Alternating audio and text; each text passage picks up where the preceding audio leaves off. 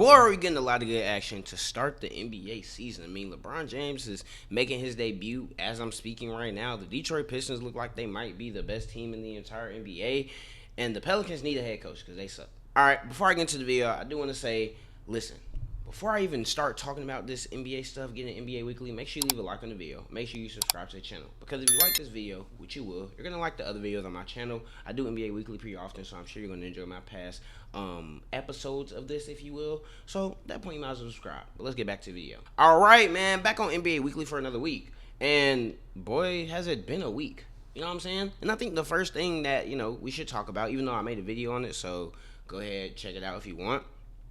The Pelicans firing Willie Green.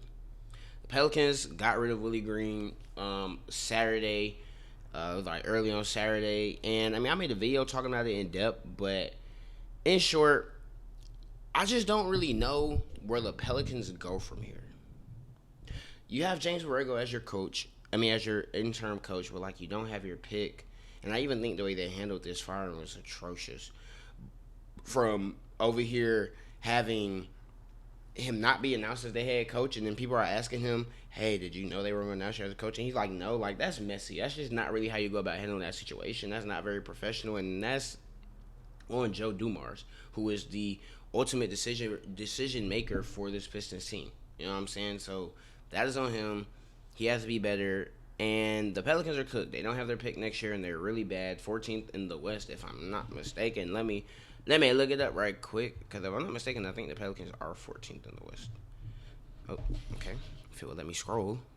Sorry, y'all. Yeah, right now the Pelicans are 15th in the West, actually. They're below the Sacramento Kings, so they are the worst team in the Western Conference. So, I mean, it's just not very hard. It's very hard to be a Pelicans fan right now. One could argue they should just blow it up.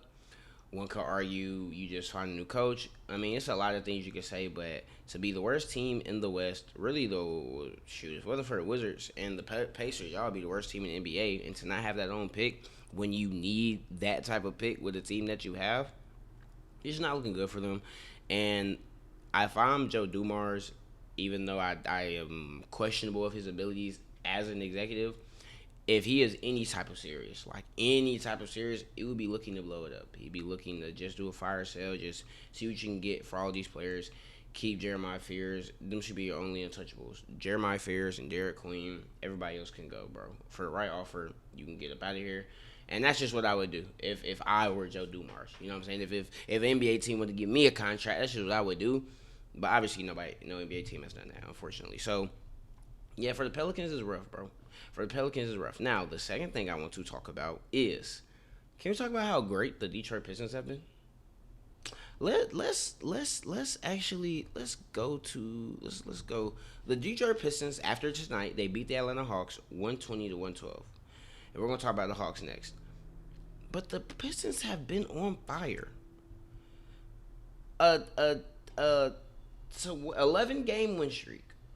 Number one in the East. Mind you, 2 years ago, the Pistons were the bottom of the entire league. They were struggling to win 14 games. They lost 28 games in a row.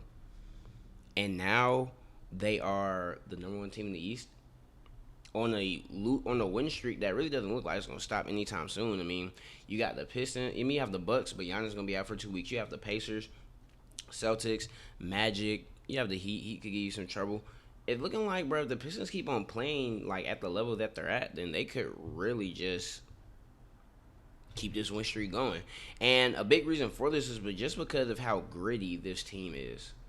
Honestly, at the end of the day, I could give you the stats. You know what I'm saying? I could tell you how they're top 10 in the league in rebounding, a top 15 offense, a top 5 defense. I could tell you all of these things, but that doesn't speak to why the Detroit Pistons are so good. The Detroit Pistons are so good because they just don't give up. Excuse me. The Pistons just don't give up. They're a team. They're in every game. They play really hard. They're playing really hard every possession, offensively and defensively. They are trying to beat you every possession.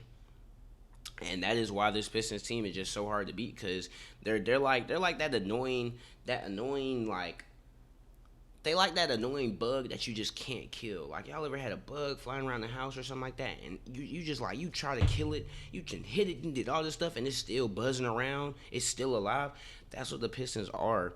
and they're just so gritty, and they're like Detroit basketball. What you would expect from Detroit basketball, that's what they are. And it doesn't help if you're the opposing team the fact that they have Cade Cunningham, who has been looking like an MVP caliber player. I mean, he's averaging 27, let's say 28. I'll give you 28 points. He can improve his 3-point per shooting, but 28 points, 5 rebounds, almost 10 assists with 3.6 turnovers per game, which is expected as their lead ball handler. And this is very impressive, bro.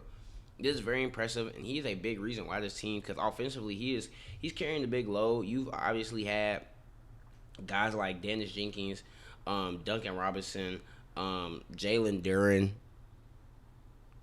take the load off of Cade a little bit, but Cade is just doing a lot for this team right now. Offensively, he's the engine of that offense. A lot of the reasons why Jalen Duren is averaging 20 points on 67% from the field is because Cade is giving him a lot of nice looks out the pick and roll.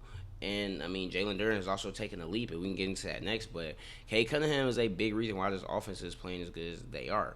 Now, then we have to get into Jalen Duren.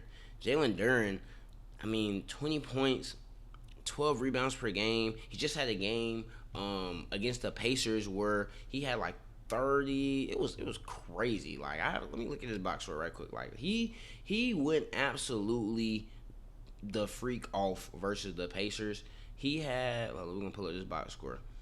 He had, okay, it's not really ready to show me the box score for some reason, but he had a phenomenal game versus the Pacers. He had like 30 something, bro, like 30, 12, like something crazy, bro. He was phenomenal this game. Okay, finally, I was able to pull it up.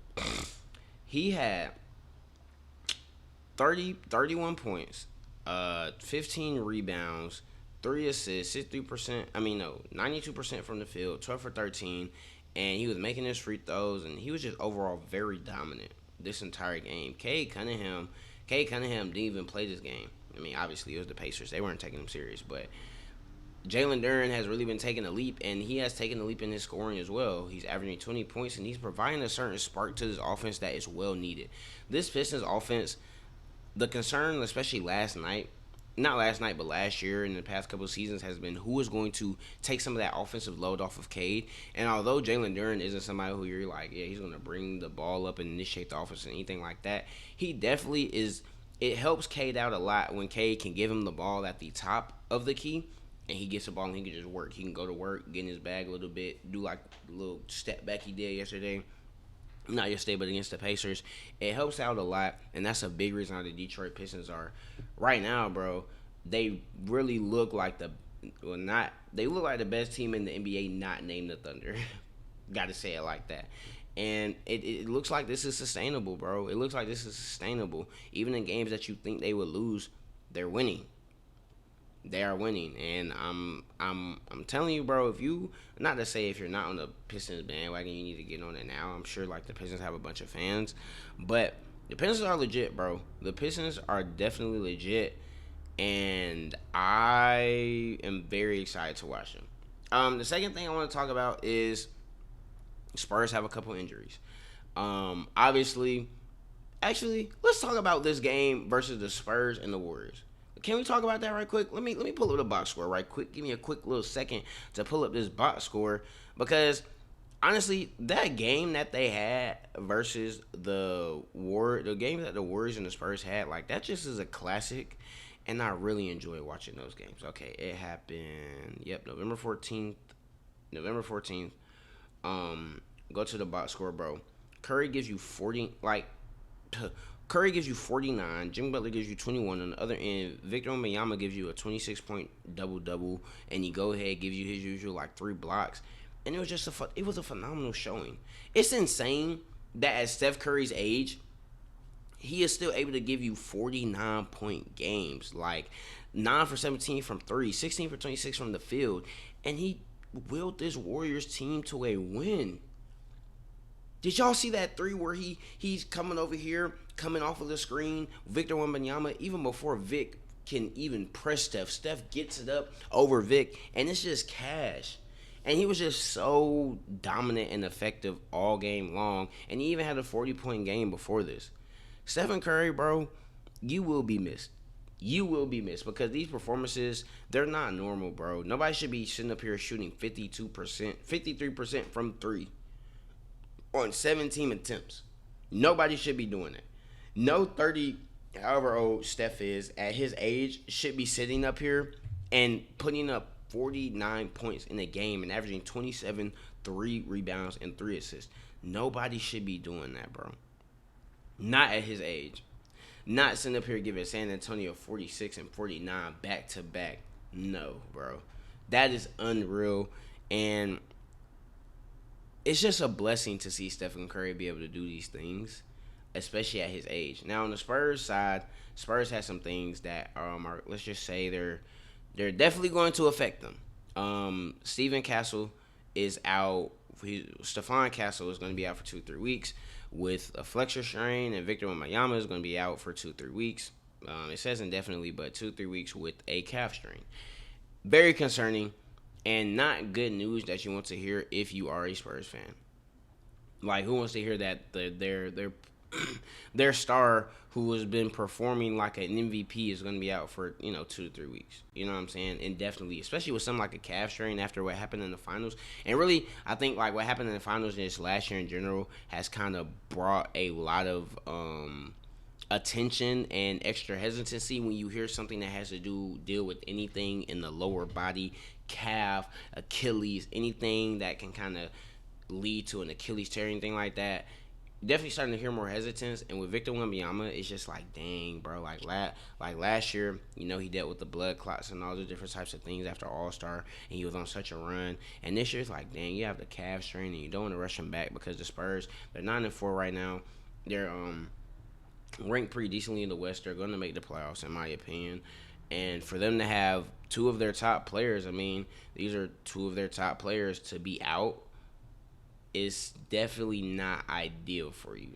You know what I'm saying? Definitely not ideal for you. But De'Aaron Fox is back. He's come back. You can tell he's definitely trying to find his groove, find his rhythm. Only played 5 games, but he's definitely going to have to carry this team in the absence of like 3 of their. Is Dylan? I don't think Dylan Harper is back. If I'm not mistaken, I think he's still out with his injury. But you definitely gonna need De'Aaron Harper to nonetheless lead this team in the absence of Victor Wembanyama and in the absence of Stephon Castle. Very curious to see how that goes, and it's definitely not the type of news you want to hear if you are a Spurs fan, but it's the reality of the situation. Now the big news is the fact that LeBron James, as we're talking, is making his season debut. The first player in NBA history to play in 23 games. LeBron James making his debut versus the Jazz. And the Lakers have been very great without LeBron. They have been very effective with Luka and Austin Reeves running the show. JJ Redick has been coaching. Bronny's over here getting starts. Legit NBA minutes, and he looks decent in some of them. Looks young as hell in some other minutes, but this Lakers team looks really good, I have to admit. And if LeBron doesn't have to be the LeBron James that we know, but if LeBron can just be able to provide some as a nice supporting piece next to Luka. Now I'm not even asking. You know what, LeBron? I'm not even asking you to be a top 10 caliber player, bro. If LeBron can be a um a top 15, top 20 caliber player next to Luka, the Lakers just got way more dangerous. He just got way more dangerous. Now I'm curious to see what his fit in the offense is going to be once he comes back. Because as we all know, like he went out with sciatica, some old man stuff, missed the first 14 games. He was with the G League working out a little bit, but he's LeBron James. So now he said he's good. He's going to be back, and that's a big story, and I'm just very curious to see how that works out for him. Very curious to see how that works out for LeBron, and see how he performs. And we're going to end up ultimately finding out tomorrow, but, So that is LeBron. And the last thing I think I want to talk about is, honestly, not even want to talk about injuries all the way, because injuries are always going to be a problem. I want to talk about the Hawks. And let me pull them up right quick. I want to talk about the Atlanta Hawks. Okay. Let's. All right, as you can see right here, the Atlanta Hawks are 9-5. They're fourth in the Eastern Conference. Like I said, tonight they lost to the Detroit Pistons. But before then, as you can see, they're on a bit of a winning streak. They had beat the Lakers, then they beat the Clippers, then they beat. I don't know if y'all can see this. This is very small, but I can make it a bit bigger for y'all. But they beat the Lakers, Clippers, the Sacramento Kings, the Utah Jazz, the Phoenix Suns, and they lose to Detroit. And this is all with Trae Young being out. And if you're a fan of the Atlanta Hawks, some people are starting to reevaluate where they view the Hawks. And why people are questioning not where they view the Hawks, but where they view Trae Young. But the reason people are questioning where they view Trae Young is because of this guy right here. 21 points, 9 rebounds, 6 assists per game, and has been leading Atlanta, honestly, ever since Trae Young has been out, and is a big reason for that win streak that they went on. Now, I want to come over here and say this. Jalen Johnson is an amazing player. One of my favorite players in the NBA, actually. I've liked him ever since he was at Duke. I've actually liked him ever since he was coming out of high school. But we have to see, obviously, what Trae Young looks like when he comes back. But I think everybody's saying it's time to trade Trae Young, give the keys to Jalen Johnson, do all these different types of things. I'm not ready to go that far with Jalen Johnson, personally.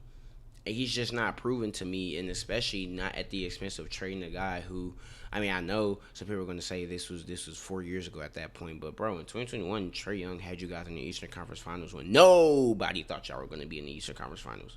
And even took a game on Giannis's and them home floor. That's a big deal to me, at least. I see that as a big deal. And I'm just not going to sit up here and just so easily give up on a guy of that caliber just because he's struggling to start the season. It really looks like, honestly, why this team is starting to be so good is because they're just starting to form like some synergy. They're just starting to mesh. You look at this Hawks team. If you look at this Hawks team, a lot of these guys were not on this team. A lot of the major pieces on this team were not there last season. The ones who are getting legit playing time. Jalen Johnson was out for a good amount last year. Luke Kennard is on the roster now. Nickeil Alexander was not here last year. Kristaps Porzingis. Like, a lot of these guys were not, Asa Newell, a lot of these guys were not big contributors to his team last year. But now you have like a Dyson Daniels coming in. He's giving you some nice minutes. Apparently, Onyeka Okongwu is over here shooting threes, going, I think it was like 8 for 8 or something crazy, like a couple days ago. From 3. Yeah, it just seems like that is more so what's going on. Like, everybody's just kind of starting to find their rhythm and find their groove versus, Trae Young was the reason why they were struggling. Trae Young is the reason. No, not at all. And even with the teams that they have beat, the Lakers is a really good win, obviously, but the Clippers, the Kings, the Jazz, the Phoenix and Detroit, those are some impressive wins, but it looks like they're just starting to find their grooves and not playing really strong competition. And that's no disrespect to the Clippers or the Kings or the Jazz, but bro, like, these are all teams who are not going to be in the Western Conference Finals. The Western in the playoffs. Like, these are all like lottery level teams. So, like, yeah, you know what I'm saying? You can look into it a little bit, but really, if Trae Young comes back and he's able to mesh really well on this offense, on this team, like offensively and defensively, then I think all of this goes out the window. Because Trae Young is also playing for an extension. The Hawks did not extend him, and he did not like that at all. So he's also coming into this looking for an extension. He wants to get extended. So I would like to think, maybe it's just me being optimistic, that Trae Young will come back and Trae Young will be a big contributor to his team offensively and, not hurt them too much defensively. But obviously, I don't know, bro. I don't know everything. It's just my hope for the Hawks. But outside of that, like I said, I'm not going to get into injuries. Injuries suck. I want everybody to get well with all these calf strains. Paul George came back for the 76ers. Can't really say I really care too much about that. But, yeah. Yeah, man. If you enjoyed this, version of NBA Weekly, like I said earlier, bro, leave a like on the video, subscribe to the channel, make stuff like this, bro, all season long. And, yeah, till next time, peace.